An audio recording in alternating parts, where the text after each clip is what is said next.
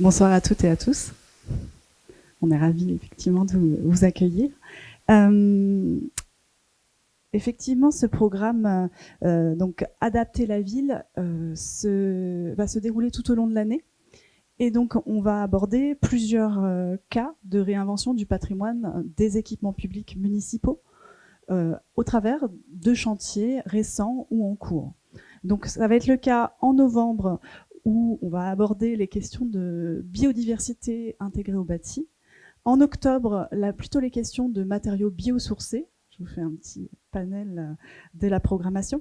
En juin, on aura une séance qui va aborder la prise en compte des besoins des usagers dans les types d'établissements du programme de projet et l'innovation dans la programmation. En avril, on aura une séance sur la construction bas carbone, mais je vous en reparlerai à la fin de cette soirée.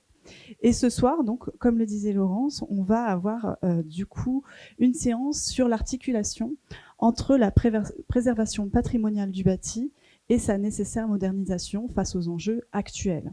En effet, la ville de Paris compte une multitude d'équipements à haute valeur patrimoniale et nécessite une prise en compte de ce patrimoine pour le renouveler et lui faire passer un cap afin de lui redonner une nouvelle jeunesse, j'ai envie de dire, améliorer les performances énergétiques, bien sûr, mais aussi vraiment intégrer les nouveaux besoins des usagers. Donc, pour illustrer cette problématique, ce soir, j'ai autour de moi Pierre Marchand, qui est architecte du patrimoine, Nathalie Collange, architecte voyant en chef de la ville de Paris, et Philippe Rivoirard, qui est architecte et historien. Et nous allons discuter ce soir autour d'un cas qui fait l'actualité, puisque sa réouverture a été faite il y a très peu de temps. C'est celui de la piscine pontoise que vous voyez à l'écran. Piscine qui est dans le 5e arrondissement, donc un édifice classé à l'inventaire supplémentaire des monuments historiques, on y reviendra tout à l'heure, qui a été construite dans les années 30 par Lucien Paulet. Et ce qui est intéressant avec cette piscine, mais vous en direz plus, c'est cet architecte, en tout cas, a construit d'autres exemples de cette piscine à Paris, mais ailleurs. Avant de décrypter cette rénovation à la fois patrimoniale et énergétique, nous allons nous intéresser à l'héritage et l'histoire des piscines art décoratifs. Avec donc Philippe Rivoirard, je le disais à l'instant, vous êtes architecte et historien. Vous avez notamment contribué à l'ouvrage Paris, l'architecture des années 30 avec Bertrand Lemoine. Et puis plus récemment, vous avez été commissaire de la grande et magnifique exposition, qui était superbe, j'espère que vous l'avez tous vue, à la Cité de l'Architecture et du Patrimoine, qui était 1925, quand l'art déco séduit le monde. On avait envie, donc on en avait discuté ensemble. Donc effectivement, les piscines municipales, c'est une infrastructure à part entière d'envergure dans une ville, et cet équipement a une histoire assez récente finalement. Donc racontez-nous un petit peu tout ça, l'histoire de cet héritage. Je vous passe tout de suite un micro. Ah bon, celui-là, d'accord. Oui, bonsoir à tous. Et à toutes, oui, c'est vrai. Les piscines, c'est assez particulier parce qu'en fait, on pourrait penser que ça remonte très loin dans le temps. En fait, ça commence vraiment à la fin du 18e.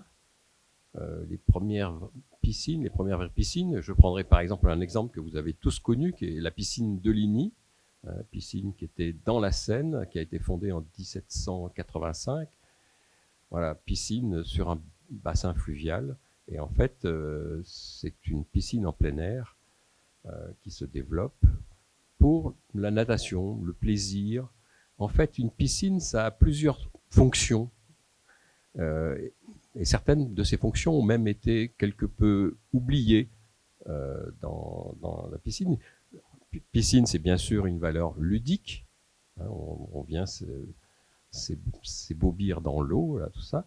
Ça a une valeur aussi physique, un peu de sport, mais en 1785, le sport n'existe pas. C'est aussi une valeur hygiénique. Et très souvent, dans les piscines, vous avez d'abord une chose, c'est les bains-douches, avant de parler de la piscine. Je prendrai un exemple absolument magnifique, qui est la piscine de Louis Bonnier. Voilà, c'est une bonne articulation. Bonnier, la piscine de la Butte aux Cailles. Vous savez comment on l'a créé. On a découvert en 1905 un puits artésien avec de l'eau chaude. Je reviendrai sur cette question de l'eau chaude pour une piscine, bien sûr. Et on décide de faire une piscine avec des bains-douches. Mais tout ça, et les décisions sont extrêmement lentes, malgré la puissance de Louis Bonnier à la ville de Paris. Eh bien, on va ouvrir d'abord les bains-douches qui ouvriront avant la guerre de 14. Et par contre, la piscine, elle ouvrira en 1924 à l'occasion des Jeux Olympiques que Paris accueille en 1924. Donc la problématique des piscines est celle-ci. Où vous vous baignez en plein air, alors c'est possible dans une rivière, c'est possible dans des bassins qui sont aménagés. Certains lycées assez chics de la banlieue sud avaient des piscines, mais qui ne pouvaient fonctionner que l'été, parce que l'eau est froide. Voilà. Et c'est des piscines qui ne sont pas couvertes. Ça, c'est quand même assez problématique. Donc, pourquoi aller se baigner? Eh bien, c'est surtout pour apprendre à nager. Et apprendre à nager parce qu'à partir d'un décret de notre République du 24 juin 1879, eh bien, la natation fait partie des programmes militaires et scolaires de la République française. Donc, il faut savoir apprendre à nager. Nos militaires apprendront à nager dans les rivières parce que des piscines, en fait, en 1900, en France, piscines qui permettent de nager toute l'année, il y en a moins de 20. Toute proportion gardée, en Angleterre, il y en a plus de 800. En Allemagne, où il y a déjà un rapport avec la nature et l'eau un peu plus avancé, il y a plus de 1200 piscines. C'est vous dire le gap qu'il y a en 1900 entre la piscine et la nation. Alors, qu'est-ce qui va se passer? D'abord, une piscine, vous avez bien compris, si on veut qu'elle marche toute l'année, il faut qu'il y ait de l'eau chaude. Et si on veut qu'elle marche toute l'année aussi, il faut qu'elle soit couverte. Donc il faut qu'on ait des techniques d'architecture, de construction qui permettent la couverture de ces piscines. Et donc ça veut dire que c'est le monde industriel qui s'intéresse à ça. Et alors j'ai noté que les 3 premières grandes piscines parisiennes, fin 19e, 1884, 1885, 1886, vous voyez, ça arrive peu de temps après le décret du 24 juin 1879. Voilà, la piscine du Château Landon, elle est chauffée par les machines élévatoires de la Villette, eau chaude. Et elle est, voilà, piscine Rochechouart. Je vous laisse tomber le nom des architectes. Elle est installée dans une ancienne usine, donc on va se servir des installations de chauffage de cette ancienne usine. Et puis, 1886, la piscine de la boulevard de la Gare, à Austerlitz, elle est chauffée par les machines municipales du quai d'Austerlitz. Vous voyez, donc, problématique, il faut chauffer l'eau, et donc il faut avoir des installations qui permettent de chauffer cette eau. Ça, c'est une chose. Deuxièmement, pourquoi sont faites ces piscines? Je vous ai dit, il faut apprendre à nager à nos étudiants et à nos soldats, mais aussi on peut... Bien sûr, il y a la question des bains-douches. On l'a oublié aujourd'hui puisque chacun maintenant, ou pratiquement, a une salle de bain, une salle de douche chez soi. Donc, on n'a plus besoin d'aller au bain-douche. Mais à l'époque, c'est extrêmement important. Donc, question de l'hygiène. Et puis, c'est aussi un jeu. Je prendrai un seul exemple, mais le créateur de la piscine de la rue Rochechouart, le maître d'ouvrage, pas l'architecte, qui s'appelle Joseph Euler, et l'homme qui a créé aussi l'Olympia en 1883, le Moulin Rouge en 1889, le Nouveau Cirque en 1886. Vous voyez, en fait, il s'agit aussi d'un jeu. La piscine, c'est aussi un endroit où on peut aller s'amuser. Voilà. Donc, toutes ces fonctions remplissent le rôle de la piscine, mais la piscine, c'est toujours dans un milieu urbain, c'est pas encore un sport très populaire. Alors je crois que j'avais mis, vous l'avez mis, la piscine voilà, vous savez qu'elle a coulé en 1993 en moins de 30 minutes. Voilà, bingo. Voilà. Mais depuis, la ville de Paris en a fait une autre, la piscine Joséphine Baker. Voilà, un peu plus loin dans le 13e, piscine flottante. Bon, c'était la seule survivante, mais il y en avait beaucoup plus. Mais progressivement, ces piscines dans la Seine ont disparu parce qu'il était difficile de se baigner dans la Seine et il est même interdit de se baigner depuis 1923. Espérons que bientôt, 2023, non, 2024, peut-être on devrait retrouver cette autorisation de se baigner dans la Seine, je ne sais pas. Voilà. Alors une chose va changer avec autour de la guerre de 14. Ça change un peu, comme je vous l'ai dit, un peu avant en Allemagne, mais ça va changer aussi beaucoup après la guerre de 14 en France. C'est le rapport au corps, notre rapport notre vision du corps et notre sentiment du corps dans la société. La société avant 14 est une société comme celle du 19e siècle. Et j'ai pris deux exemples qui sont assez marrants. Alors ça, vous voyez, ça c'est les affiches de la crème Nivea. Crème Nivea, c'est allemand, hein, et ça a été inventé. Les premières crèmes Nivea, c'est d'ailleurs les affiches là sont allemandes. Ça a été inventé juste avant la guerre de 14, en 1911. Mais voilà, 1919, 18-19, les Allemands ont perdu la guerre. Est-ce qu'on va quand même aller faire pénétrer la crème Nivea en France? En 1925, eh bien oui, la crème Nivea envahit la France et vous avez tous chez vous de la crème Nivea. Le rapport au corps a changé. On peut, vous voyez, se montrer en maillot de bain, s'exhiber, se mettre au soleil. Et ça, c'est une chose extrêmement nouvelle. La bonne société peut enfin s'exposer. Et donc, tout le monde l'imite. On dit que ceci a été fait en grande partie en raison de la guerre de 14. Vous savez que les femmes travaillaient en usine, les ouvrières étaient souvent des paysannes qui travaillaient en usine, et donc travaillant en usine, elles gardaient la peau blanche, et la bonne société qui voulait se démarquer de ça, au contraire, s'est dit, nous on va se démarquer par la peau brune, donc il faut aller bronzer, et on a bronzé de plus en plus jusqu'à très récemment, puisqu'il fallait s'exposer de plus en plus et être presque noir de peau dans les années 1990 sur les plages. Mais je ne parle pas des plages, hein, c'est auto. Voilà. L'ambre solaire,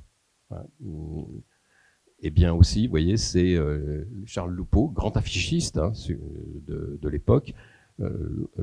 L'ambre solaire, pareil, elle naît en 1936. Alors c'est une bonne date parce que 1936, c'est le Front populaire, c'est le moment des premières vacances, donc tout le monde là peut sortir. Tout le monde peut aller dehors, s'exposer, s'exhiber et bronzer, vous voyez, et devenir, voilà. Donc ça, c'est un changement fondamental du rapport de notre corps avec l'extérieur. Je crois que, voilà. Et je voulais vous en parler justement à propos d'un immeuble Art déco, qui est un immeuble 25 avenue de Versailles, voilà. Lubetkin et Ginsberg, architectes, immeuble assez typiquement Art déco. Cet immeuble a quelques particularités assez fondamentales pour justement ce rapport au corps. D'abord, vous voyez sur la première vue, vous voyez ces fenêtres à baïonnettes hein, qu'on voit sur tous les étages, hein, ces fenêtres. En fait, c'est pas tout à fait des fenêtres à baïonnettes. Ce sont des fenêtres qui disparaissent dans la lège. C'est-à-dire que les architectes ont conçu des fenêtres qu'on peut baisser et faire complètement disparaître dans la hauteur de la lège. Donc, votre appartement est en plein air. Il est en plein air et l'air circule. Bon, alors avenue de Versailles aujourd'hui au 25, c'est peut-être pas terrible, mais à l'époque, c'était bien.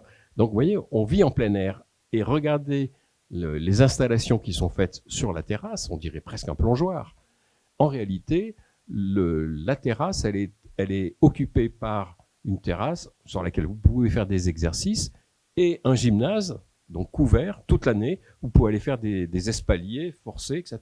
Donc vous voyez, même dans l'habitation, on peut faire de la gym. Le rapport au corps, un beau corps est une chose assez nouvelle pour l'époque. On s'exhibe et on peut se montrer. Voilà. Bon, l'autre exemple typique, c'est la terrasse. Bon, c'est vraiment un classique.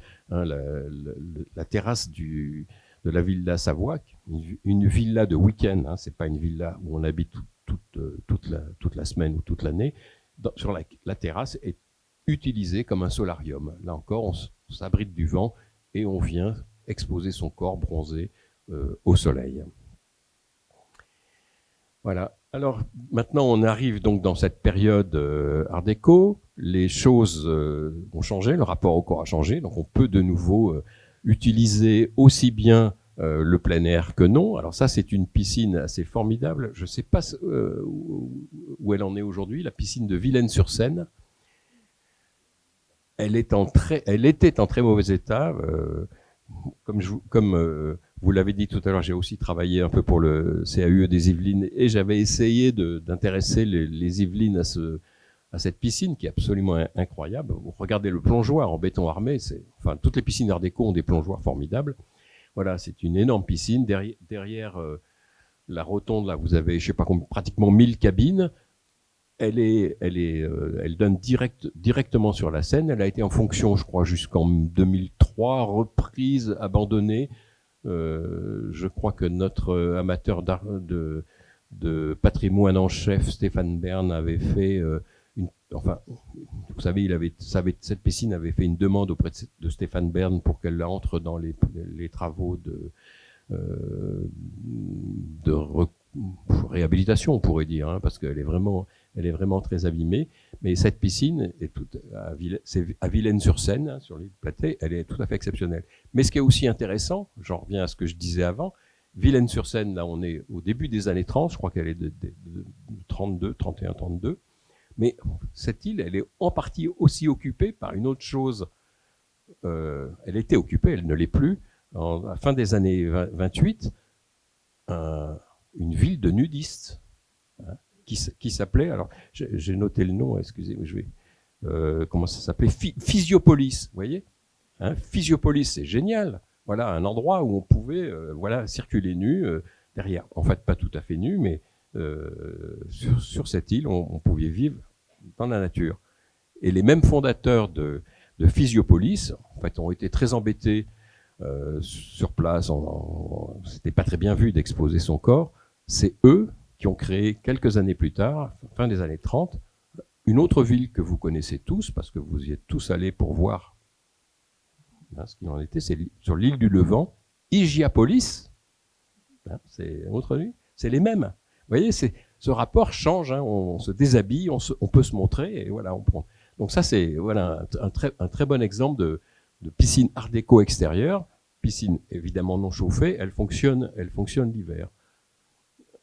Autre bassin, exemplaire, la piscine Alfred Nakache à Toulouse, en fait, qui n'a pas le mot de piscine, parce que le grand bassin qui est en plein air, il n'a pas la profondeur requise. C'est le plus grand bassin d'eau des villes françaises. Des bassins d'eau, j'entends, pas au bord de la mer. Hein. Donc, grand bassin d'eau. Au début des années 30, avec une piscine donc découverte. Et puis, dans le bâtiment qui est au fond, vous avez la partie piscine couverte. Vous voyez l'entrée de la piscine, c'est presque du Mallet Stevens, hein, cette entrée magnifique qui est là. Alors, elle a fait l'objet d'une réhabilitation il n'y a pas si longtemps et elle est toujours en fonctionnement. Personnellement, je l'ai bien connue parce que j'étais à Toulouse quand j'étais gamin et je peux vous dire que j'y ai passé beaucoup de temps dans cette piscine. Voilà. Autre piscine. Alors ça, c'est une piscine qui existe toujours, hein, qui a été restaurée. Alors, elle a été rénovée en 1997. Vous savez, dans le cadre c'est une piscine qui est dans le nord, Bourg-et-la-Bussière, et c'est dans le cadre de l'art déco dans la région Hauts-de-France. La région Hauts-de-France est une région extrêmement riche en art déco pour une raison très simple, c'est la reconstruction de ce qu'on appelait les villes libérées après la guerre de 14.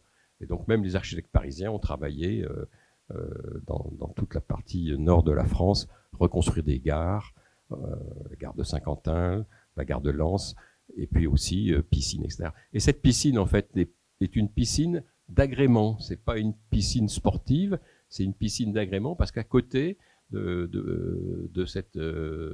Bruy-la-Bussière et de la piscine, il y avait un énorme camping. Là encore, on peut faire du camping, et camping, c'est presque du plein air. Donc, on peut aller s'ébattre dans cette piscine. Et vous voyez le plongeoir, toujours magnifique plongeoir, et puis les cabines qui s'alignent derrière. Le motif est tout à fait standard.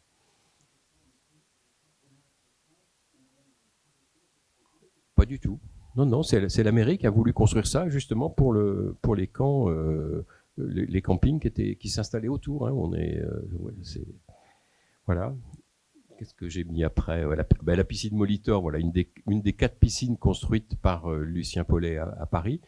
Piscine Molitor, qui pouvait se transformer l'hiver en patinoire, avec voilà, mais là aussi on vient nager, pas tellement, on vient plutôt barboter, exposer son corps, voilà. Et ça, c'est fait partie la politique de Paris à ce moment-là, n'arrivant pas à équiper la ville de toutes les piscines qu'elle aurait voulu pouvoir faire, a fait des concessions. Je crois que ça continue encore aujourd'hui, auprès d'une société qui s'appelait la Société les Bains de France, voilà, pour lequel Lucien Paulet a construit 4 piscines, donc Molitor, piscine de Pontoise, la piscine Pailleron et la piscine de la Jonquière. Voilà, 4 modèles de piscines. Et puis cette piscine de la Butte aux Cailles, voilà, je vous en ai parlé tout à l'heure, les bains-douches. Alors vous voyez la manière de couvrir, en béton armé, les matériaux, et surtout une chose qui change, qui est importante, et je crois que vous allez en parler plus tard, c'est la céramique qui habille. Une fois qu'on sait faire les bassins en béton armé, les couvertures peut-être en béton ou en métal, eh bien on peut revêtir le bassin et même les galeries périphériques de céramique, et de céramique de couleur, pas uniquement de céramique noir et blanc. Alors ce qui est intéressant dans cette piscine, c'est que 1924, c'est les Jeux Olympiques. En 1900, il y a eu aussi les premiers Jeux Olympiques, à Paris. Les épreuves de natation ont eu lieu dans la piscine de Ligny, parce qu'il n'y avait pas d'autres piscines. 24, une partie des épreuves ont eu lieu dans la piscine de Bonnier, sauf les épreuves de plongeon, qui ont eu lieu dans la Seine, parce que il n'y avait pas d'endroit avec suffisamment de hauteur pour les accueillir, avec la dérogation requise, parce que depuis 23, donc un an avant, c'était interdit. Voilà. Alors, autre modèle de piscine, c'est la piscine des Amiraux. Henri Sauvage, architecte aussi, on peut dire art déco, mais c'est lui qui a fait, à propos une anecdote, allez, vous savez, à propos d'un immeuble qu'il a construit rue La Fontaine, qui s'appelle l'immeuble Studio Building, dans lequel il a développé des plans d'appartements sur 2 niveaux, d'ateliers d'artistes qui servent de séjour, qui ne sont pas forcément des ateliers d'artistes, mais qui servent de séjour sur 2 niveaux. Et en bas, vous avez, sur la partie divisée en 2, vous avez la cuisine, et sur la partie en haut, vous avez donc les chambres. Et Sauvage disait, à propos de Le Corbusier, son vieil ennemi, Le Corbusier a imaginé l'immeuble studio, et moi je l'ai fait, quoi. Voilà. Sauvage avait aussi pour nous une chose peut-être plus intéressante, c'est développer, toujours pour des régions hygiéniques, ces immeubles à gradins avec des balcons, et habillés aussi avec les fameuses céramiques blanches, aussi bien aux Amiraux que rue Vavin. Voilà. Et donc, voilà, on ne vivait pas en plein air, mais on n'a pas besoin d'abord nettoyer l'immeuble, il est toujours propre. Bon, à voir. Et puis, voilà, on est bien exposé, on expose très bien. Question, qu'est-ce qu'on fait du vide sous la pyramide? Et la piscine des Amiraux est une des réponses que Sauvage a apportées à cet élément. Et là aussi, il y avait des bains-douches. Aujourd'hui, on a oublié. Il y a des bains-douches à Pontoise? Non, voilà, ils ont été oubliés. À la place, on a mis du squash, c'est ça, j'ai vu ça l'autre jour, voilà. Je fais juste une petite aparté, parce que c'est vrai que cette piscine est un équipement municipal de la ville de Paris, et vous pouvez mettre votre maillot de bain pour aller la voir rénovée récemment. Voilà, alors après, on a plein d'autres. J'ai pris quelques exemples. La piscine de Bègle, voilà, Bègle, banlieue de Bordeaux, une piscine 1932 qui a failli être démolie et qui a été réhabilitée et agrandie par Patrick Bouchin en 2006. Voilà, pareil, piscine, vous voyez, en béton armé. Là, on voit bien les céramiques art déco qui sont à l'extérieur. Bon, voilà, on va les passer parce qu'il y en a plein. La piscine de Bordeaux, Louis Madeline, architecte. Elle a aussi regardé le plongeoir qui est quand même assez exceptionnel, qui a été aussi réhabilité. Alors Madeline était un architecte un peu officiel. C'était l'architecte des bâtiments civils et palais nationaux. Bon, mais une autre chose apparaît, deux choses apparaissent sur cette piscine, dont le volume est peut-être vous paraît un peu pas très intéressant, moins intéressant que les autres, mais les grands vitres s'ouvrent et donc cette piscine peut pratiquement être en plein air, hein, en partie haute. Vous voyez, elles se replient, elles peuvent s'ouvrir. Et l'autre chose, la natation, bon, là on a parlé des Jeux Olympiques, mais la natation devient aussi un spectacle. Les courses de natation, et vous voyez que Madeleine a introduit des gradins de part et d'autre. Et donc on va voir apparaître aussi dans certaines piscines cette notion de gradin, de pouvoir venir voir indépendamment des nombreuses fonctions d'une piscine, où vous savez qu'il y a tout un parcours, on arrive habillé avec des chaussures, il faut se déshabiller, et il ne faut pas que les parcours se croisent. Et les spectateurs, c'est aussi, ils ont un parcours pour pouvoir y arriver, sans croiser les nageurs, sans pouvoir salir. Enfin voilà, c'est vraiment un jeu de circulation. Mais comme je n'exerce plus, je n'ai plus à me poser ce problème, mais d'autres se le posent. Voilà. La piscine Saint-Georges à Rennes aussi, qui est une très très grande piscine, très très très belle, avec un regret. Bon, mais on peut par ailleurs, je peux le comprendre. Il y a un faux plafond qui a été installé, vous voyez, sur la photo de gauche, de droite, tout en haut, qui masque un peu les décors art déco. Mais l'ennui des piscines, c'est quand même que c'est bruyant. Hein. C'est horriblement bruyant. Et donc, c'est une manière d'essayer d'atténuer cette réverbération du bruit des piscines. Je crois que ça, c'est ma dernière image. Non, je pense.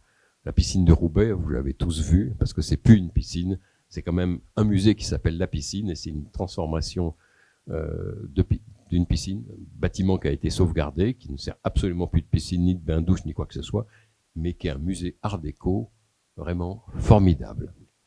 Voilà ce que je voulais vous dire sur les piscines. Merci beaucoup.